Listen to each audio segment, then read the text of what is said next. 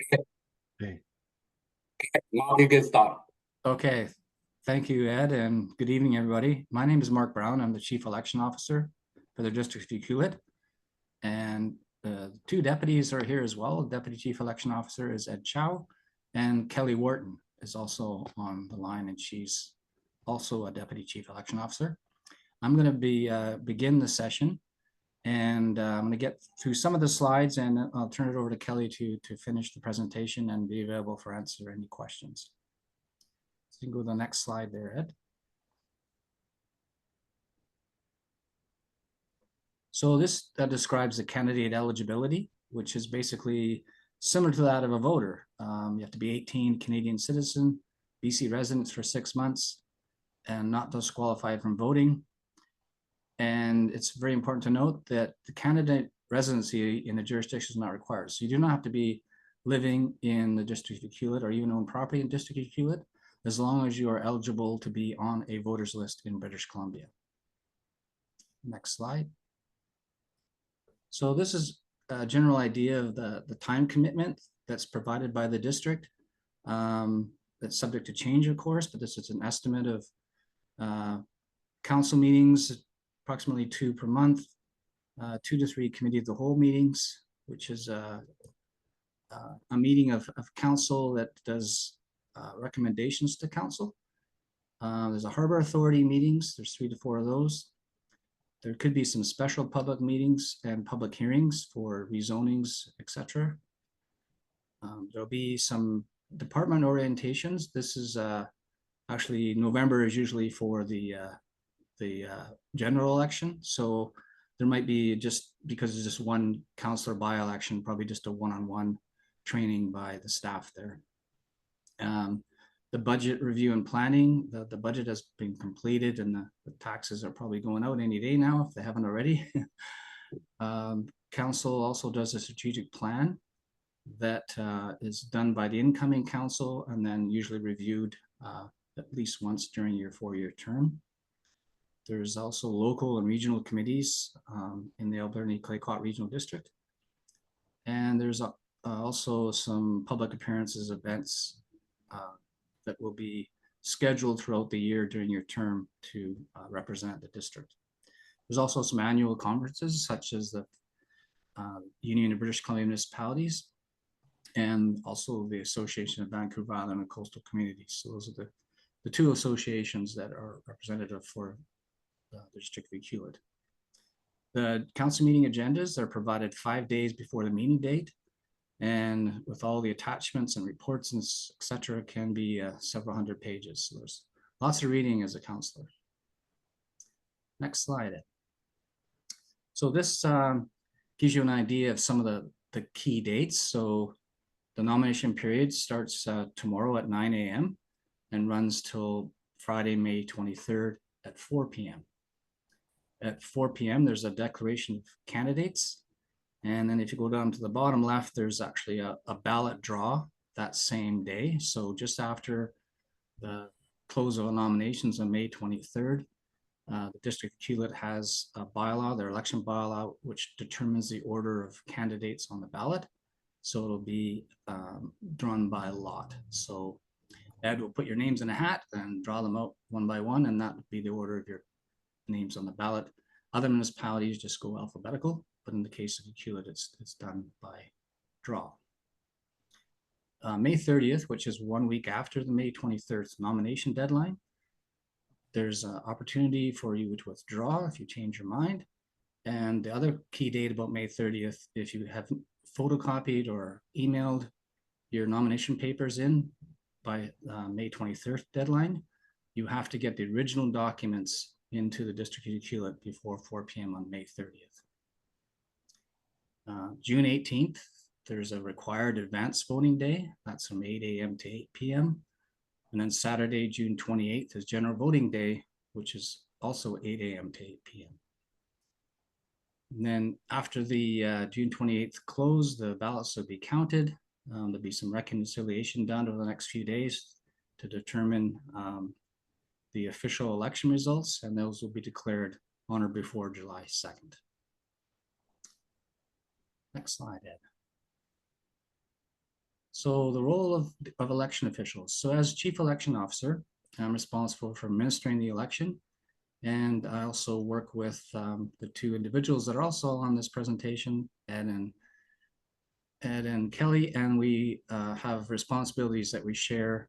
We also have election officials, which will be appointed, and they will help with both the administration of the election during voting days on the 18th and 28th, as well as help with the count.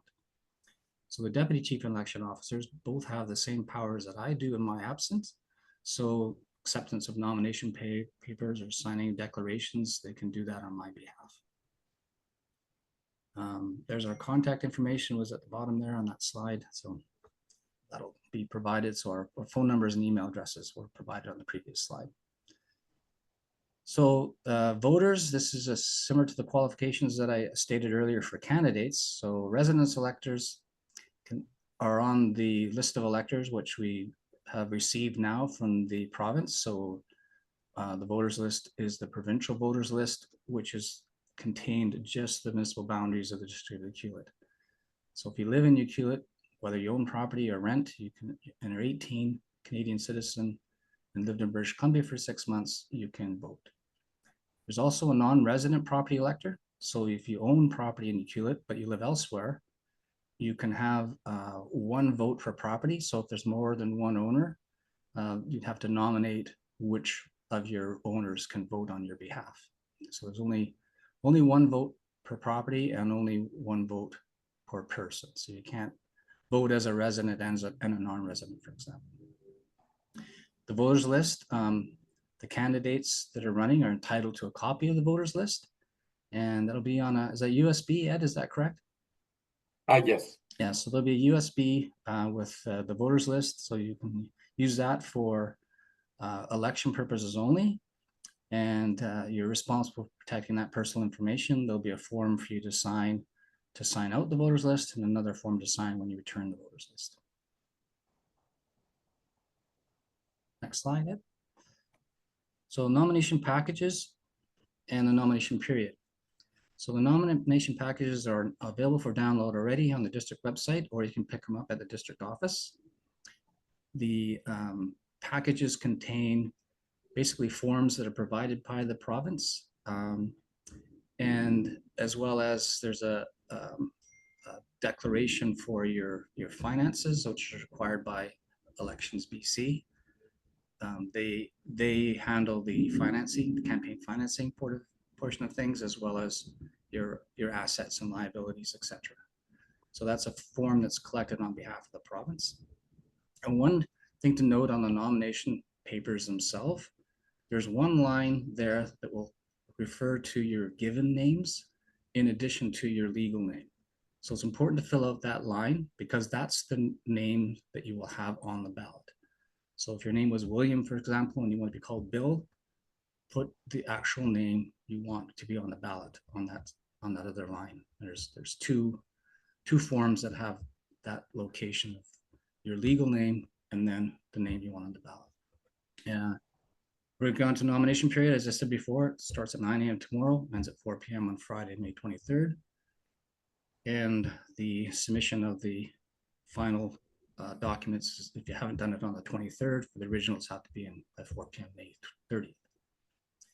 Portions of the nomination package will be available for the public to review.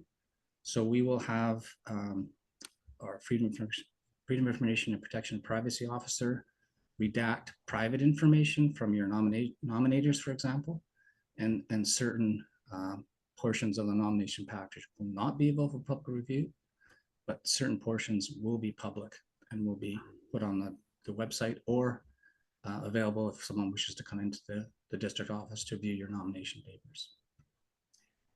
To file your nomination papers, we encourage you to book an appointment with Ed. He will take your papers, review the nomination documents. I will in turn review them as well. He can sign or you can sign and he can sign as well, witnessing your signatures. And I encourage you to do that well before 4 p.m. on May 23rd, just in case, for example, one of your nominators is not on the list of electors, or if there's incomplete information. you'll have time then to correct it and still be back by the 4 p.m. deadline. So I encourage you to make an appointment as soon as you can after May 13th.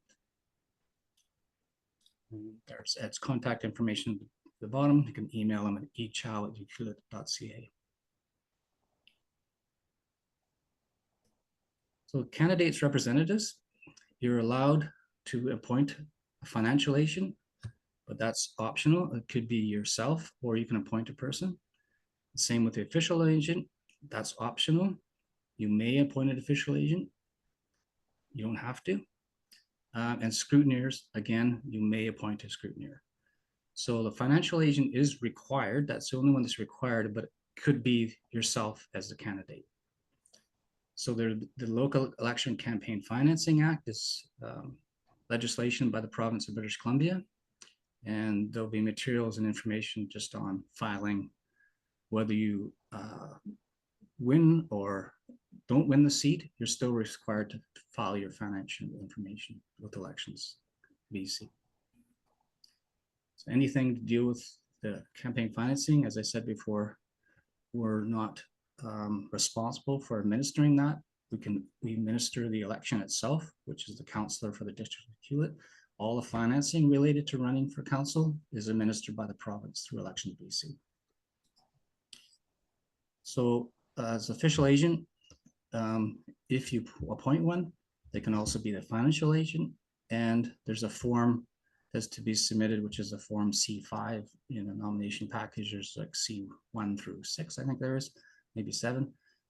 Each one of those will have explanation on what that particular form is for. So if you have official agent, for example, they can act on your behalf if you've appointed an official agent and you want to deal with myself or the 2 deputy chief election officers. Scrutineers, like I said, those are optional. You as a candidate are welcome to attend, as well as your financial agent or your official agent. And you can have up to 1 scrutineer for each ballot box. So you don't have to have 1 scrutineer for all day. You could have a shift, for example, for the 8 a.m. to 8 p.m. on June 18th, and then 8 a.m. to 8 p.m. on June 28th. So there could be multiple scrutineers, but only 1 could be in the election place at once. So and there's forms, again, to be signed by your scrutineer, as well as you appointing them. They can also be present for the count after Saturday, the 28th, to witness the count. Okay, Ed, next slide. So this is a campaign period. This, again, corresponds with Elections BC. It begins at just after midnight on the May 31st, ends at 4 p.m. on June 28th, which is the voting day. And these are the expenses used in this period are subject to an expense limit, which is set by the province. And that amount is $5,398.92. And again, any questions on this, please contact Elections BC and we'll provide you with that contact information. I'm going to turn it over to Kelly now to finish, as I unfortunately have another engagement I have to run to. So appreciate your time here this evening, and Kelly and Ed will both be able to answer questions at the end of this presentation. So thank you again. Go ahead. Thanks, Mark. Hello, can you hear me? Yes. Oh, great, good. So I'll just carry on from what Ed was talking about, and Mark, just to go on to some election signage issues. Candidates can put up signs and do all sorts of advertising, but the signs can't be put up until the May 30th date, when the candidates have been determined, or the election has been declared. So that date is May 30th. They must then be removed a few days after the election, which is July 5th. There's also a 100-meter rule you should be aware of, and that is that within a voting place, so in this case the Hewlett Community Center, you can't put up signs for 100 meters on voting days. So that's June 18th, Advance Day, and June 28th, a general voting day. Until then, they can stay up, of course. With respect to sign restrictions, there's a size restriction in the bylaws, and you'll get a copy of that when you sign up and do your nomination papers. And there's also highway policies with respect to on and off highways that the Department of Transport sets out. So those will be given to you as well. But basically, it's any on ramps and off ramps of highways because they're visual distractions. We can move on to the next slide then, Ned. Yeah, just give me a I'm minute. sorry, my Wi-Fi is not that great right now. Okay. Great, thank you. Please be aware of there's a lot of election offenses under the Local Government Act and LECFA. For example, you can't induce people to vote, or for example, if you have a promotion where you're going to hand out candies or something, that could potentially be an inducement to vote. And as well as intimidating people, of course, falsely holding yourself out as a candidate or withdrawing as a candidate, and interfering in any way with ballots or ballot boxes. And we've already discussed this 100-meter rule. So just be aware of these election offenses. They're pretty heinous, so you'd have to go out of your way to do these. So, but just be aware that there are some things you're not supposed to do that might seem innocent. Like I say, handing out some promotional materials like candy or I don't know, coupons or something like that. So I think next slide, Ed. Yeah.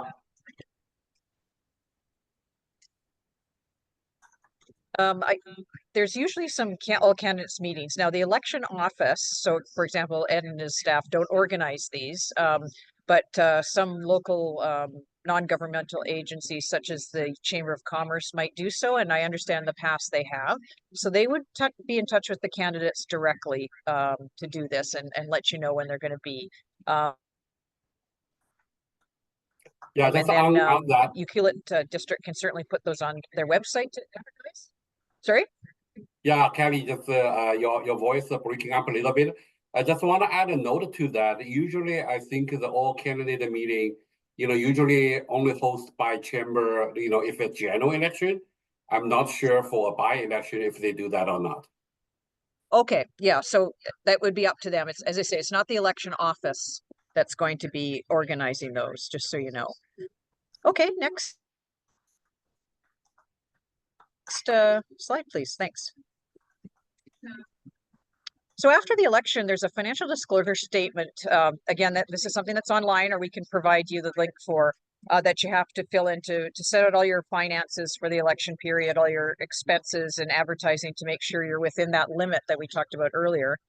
Those are due September 26th. So again, we'll remind you, but it's something that you should keep in mind that there is this final statement you have to provide to Elections BC. Just a couple dates to note. The first opportunity for the new councillor to take their oath of office will be July 8th, which coincides with the first council meeting after the by-election. So that's likely when it will be. And I think next slide, please. And yeah, sorry, I guess that's all. And I know Mark covered a fair amount as well. So does anyone have any questions, or you're certainly welcome to email us after this if you think of something. Yeah, anyone, if on the Zoom, if you want to ask question, you can raise your hand and I can open your mic, then you can ask questions. Yeah, if not, you can always email us or call us after today's session. Today's session will also be recorded and put on the district election website for review as well. Yeah, Kelly, I didn't see anyone raise their hands. Okay. So if that's the case, I think it will be the end of the candidate information session. Yeah, and as I say, just feel free to call us or email us with any questions that you think of as time goes by. Yeah, thank you everyone.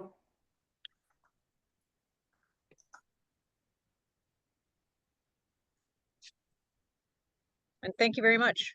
Thank you. Yeah, thanks. Thanks, everybody. Thank you.